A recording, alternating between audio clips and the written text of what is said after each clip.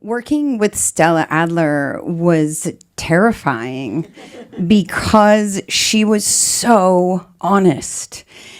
And a lot of times I look back and I wonder, was her honesty and how unfiltered she was a little bit what has played into all of these characters that I have then, been able to play? Because I don't know where that came from otherwise. She very much made every actor feel that this is not easy.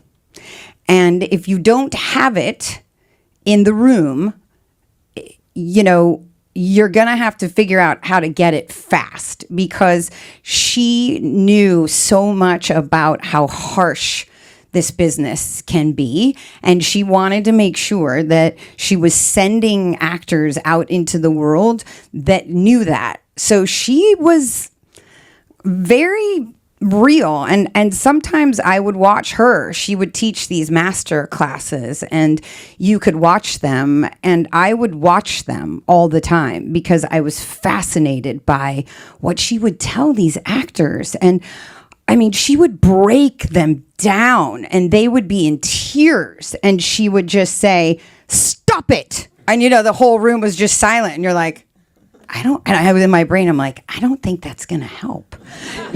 She was, but it felt also very motherly, none of it felt mean. She was just trying to be the meanest person in the room and make sure you could handle it. Right? And then she would be like, "Do it again." And these actors, they were just and then starting over and doing it again. And they would be better. It's just like when you get reprimanded by your mom and you're like, "Oh my God, I don't want to disappoint my mom," and then you change and you fix it and then it's better. So I learned a lot from watching her basically give lessons to actors.